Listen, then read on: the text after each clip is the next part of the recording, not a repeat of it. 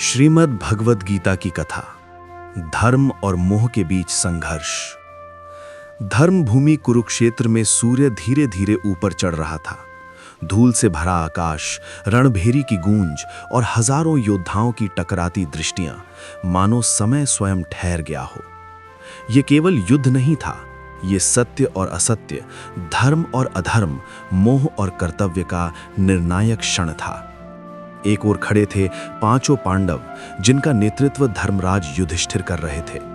दूसरी ओर थे 100 कौरव, जिनके हृदय में अहंकार और राज्य की लालसा जल रही थी।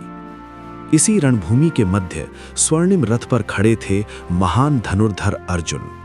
उनके हाथों में था दिव्य गांडीव और उनके सारथी थे स्वयं योगेश्वर भगवान कृष्ण। अर्जुन ने कहा, हे केशव, मेरा रथ दोनों सेनाओं के बीच ले चलो ताकि मैं देख सकूं कि मुझे किन किन से युद्ध करना है। कृष्ण ने रथ आगे बढ़ाया। रथ जाकर ठीक वहीं रुका जहां भीष्म पितामह और गुरु द्रोणाचार्य खड़े थे। अर्जुन की दृष्टि जैसे जैसे अपने बंधुओं, मित्रों और गुरुओं पर पड़ी, उनका हृदय कांप उठा। उन्होंने देखा पितामह भीष्म, जिन्होंने उन्हें गोद में खिलाया था, गुरु द्रोणाचार्य, जिन्होंने उन्हें शस्त्र विद्या सिखाई थी, भाई, बंधु, मित्र, रिश्तेदार सब सामने शस्त्र उठाए खड़े थे। अर्जुन का शरीर शिथिल हो गया, उनके हाथ कांपने लगे, गांडीव धनुष उनके हाथ से ढीला पड़ गया। उन्होंने भारी स्वर में कहा, हे माधव, मेरे अंग शिथिल हो रहे हैं, मुख सूख रहा है, शरीर कांप रहा है। मैं अपने ही स्वजनों पर बाण कैसे चलाऊं? मुझे राज्य, सुख, विजय किसी की इच्छा नहीं है। जिनके लिए राज्य चाहिए वे ही सामने खड़े हैं। यदि उन्हें मारना पड़े तो ऐसे राज्य का क्या मूल्य? उनकी आंखों में आंसू भर आए। वे रथ में ही बैठ गए। तब भगवान कृष्ण ने शांत स्वर में कहा, हे पार्थ, ये मोह तुम्हें इस संकट की घड़ी में शोभा नहीं देता। ये न तो स्वर्ग दिलाने वाला है, न कीर्ति देने वाला है। ये तुम्हारी दुर्बलता है। अर्जुन ने उत्तर दिया, हे गोविंद, मैं आपका शिष्य हूं। मुझे बताइए कि मेरे लिए क्या उचित है। मैं भ्रमित हूं। तभी कृष्ण का स्वर गंभीर हो गया, तुम जिस शरीर को अपना और दूसरों का मान रहे हो वो नश्वर है। आत्मा न कभी जन्म लेती है, न कभी मरती है। न उसे शस्त्र काट सकते हैं, न अग्नि जला सकती है, न जल भिगो सकता है, न वायु सुखा सकती है। आत्मा अजन्मा, शाश्वत और अविनाशी है। अर्जुन ध्यान से सुन रहे थे। कृष्ण आगे बोले, जैसे मनुष्य पुराने वस्त्र त्याग कर नए धारण करता है, वैसे ही आत्मा पुराने शरीर त्याग कर नए शरीर धारण करती है।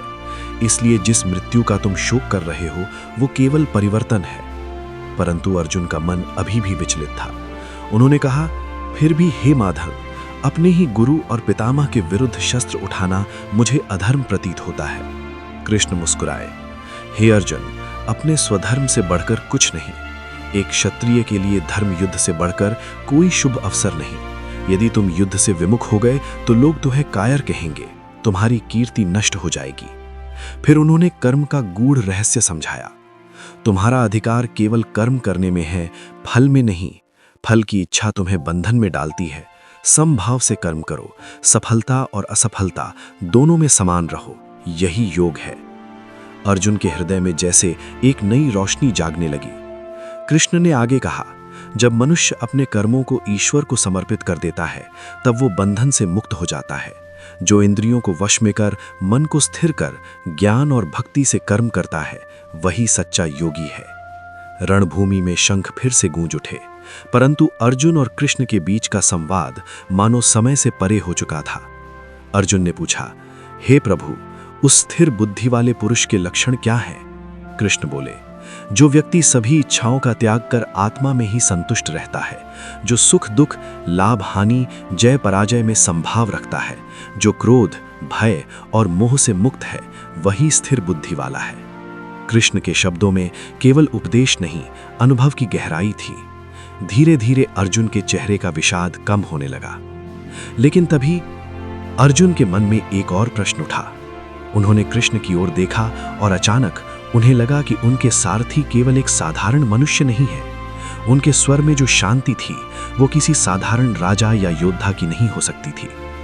अर्जुन ने धीमे स्वर में कहा, हे योगेश्वर, यदि आप मानते हैं कि मैं आपका भक्त हूं, तो मुझे अपना वो दिव्य रूप दिखाइए जिससे मैं आपकी वास्तविकता को जान सकूं। कृष्ण की आंखों में एक अद्भुत चमक उभरी। रणभूमि का वातावरण बदलने लगा। हवा थम गई। सूर्य की किरणें जैसे किसी अनदेखी शक्ति के आगे झुक गईं।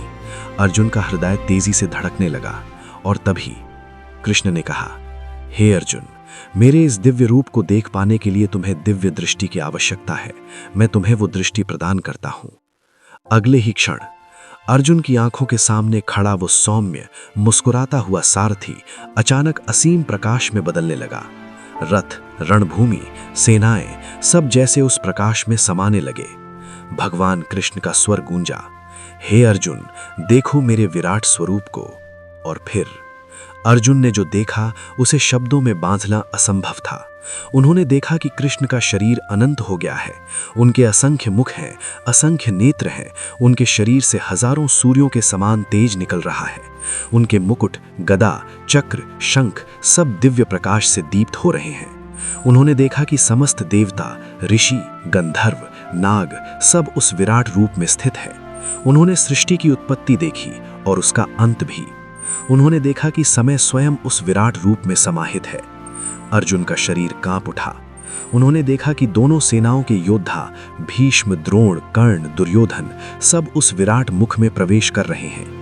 जैसे पतंगे अग्नि में कूदते हैं, वैसे ही योद्धा उस प्रज्वलित ज्वाला में समा रहे हैं। अर्जुन ने भय और विस्मय से कांपते हुए कहा, हे देवेश, मैं आपके भीतर समस्त ब्रह्मांड को देख रहा हूं। मैं ब्रह्मा को देख रहा हूं, शिव को देख रहा हूं, सभी देवताओं को देख रहा हूं। आपके अनंत रूप का न आदि है, न मध्य, न अंत। उनकी वाणी रुक रुक कर निकल रही थी। हे विश्वरूप, आपके नेत्र सूर्य और चंद्रमा के समान हैं। आपकी ज्वाला से ये समस्त जगत दग्ध हो रहा है। आप काल हैं, महाकाल। वो दृश्य केवल दिव्यता नहीं था, वो समय का सत्य था। तभी कृष्ण का स्वर फिर गूंजा, मैं काल हूं, लोकों का संहारक। इन योद्धाओं का विनाश पहले ही निश्चित हो चुका है। हे अर्जुन, तुम केवल निमित्त मात्र बनो। उठो और अपना कर्तव्य निभाओ। अर्जुन का हृदय भीतर तक हिल गया। उन्हें समझ आ गया कि ये युद्ध केवल उनका निर्णय नहीं था, ये समय का निर्णय था, ये धर्म का संतुलन था। परंतु उस विराट रूप की भयानकता से अर्जुन विचलित हो उठे। उन्होंने हाथ जोड़कर प्रार्थना की, हे अनंत रूप, मैं आपको बार बार प्रणाम करता हूं। यदि मैंने आपको मित्र समझकर हे कृष्ण, हे सखा कहकर संबोधित किया हो तो मुझे क्षमा करें। मैं आपकी महिमा को नहीं जानता था। उनकी आंखों से आंसू बह रहे थे। हे सहस्त्र बाहु, मैं आपके उस सौम्य चतुर्भुज रूप को देखना चाहता हूं। ये विराट रूप मेरी सहन शक्ति से परे है। क्षण भर में वो असीम प्रकाश सिमटने लगा। फिर वही परिचित स्वर, वही पीतांबर, वही मुरलीधारी करुणामय मुस्कान। भगवान कृष्ण अपने साधारण मानवीय रूप में रथ पर खड़े थे। उन्होंने कोमल स्वर में कहा, हे अर्जुन, ये विराट रूप देवताओं के लिए भी दुर्लभ है। न वेदों के अध्ययन से, न तप से, न यज्ञ से, केवल अनन्य भक्ति से ही मुझे इस रूप में देखा जा सकता है। अब अर्जुन के मन में भय नहीं था, वहां केवल श्रद्धा थी। उन्होंने दृढ़ स्वर में कहा, हे अच्युत, मेरा मोह नष्ट हो गया है। आपकी कृपा से मुझे स्मृति प्राप्त हो गई है। अब मैं आपके आदेशानुसार युद्ध करूंगा। रणभूमि में फिर शंखनाद हुआ, ध्वजाएं लहराईं, घोड़े हिनहिनाए। अर्जुन ने गांडीव धनुष उठाया, लेकिन जैसे ही उन्होंने प्रत्यंचा खींची, दूर कहीं से एक और गर्जना उठी। कौरव सेना के बीच से एक महान योद्धा आगे बढ़ रहा था। उसकी आंखों में आग थी। उसके रथ का ध्वज सूर्य के समान चमक रहा था। वो था महान धनुर्धर कर्ण। उसका रथ सूर्य के प्रकाश सा दमक रहा था। उसके कवच और कुंडल से निकलती आभा मानो रणभूमि को चुनौती दे रही थी। उसकी आंखों में दृढ़ संकल्प था और भीतर कहीं गहरी पीड़ा भी। कर्ण ने दूर खड़े अर्जुन की ओर देखा। दोनों की दृष्टियां मिली। वर्षों पुरानी प्रतिद्वंदिता, अभिमान, अपमान, प्रतिज्ञाएं सब एक ही क्षण में सजीव हो उठी। कर्ण के हृदय में स्मृतियां उमड़ पड़ी। जब उसे सूतपुत्र कहकर तिरस्कृत किया गया था, जब उसके पराक्रम को केवल जन्म के कारण नकार दिया गया था, जब दुर्योधन ने उसे सम्मान दिया, मित्रता दी और अंग देश का राजा बनाया। कर्ण ने मन ही मन कहा, आज मैं सिद्ध करूंगा कि जन्म नहीं, कर्म मनुष्य को महान बनाता है। इधर अर्जुन भी शांत नहीं थे। उन्होंने कृष्ण की ओर देखा। कृष्ण ने गूढ़ मुस्कान से कहा, हे पार्थ, ये युद्ध केवल शस्त्रों का नहीं, ये संकल्पों का युद्ध है। उसी समय शंखनाद हुआ। भीष्म पितामह ने अपनी सेना को आगे बढ़ने का संकेत दिया। धरती कांप उठी, घोड़ों की टापों से धूल का तूफान उठा, रथों के पहिए गर्जना करने लगे, तलवारें चमकी, गदाएं टकराईं, तीर आकाश में बिजली की तरह चमकने लगे। युद्ध प्रारंभ हो चुका था। अर्जुन के बाणों की वर्षा से कौरव सेना विचलित होने लगी। हर तीर मानो वज्र था, परंतु कर्ण भी पीछे हटने वालों में नहीं था। उसने एक के बाद एक दिव्य अस्त्र छोड़े। आकाश में अग्नि और वायु का संग्राम होने लगा।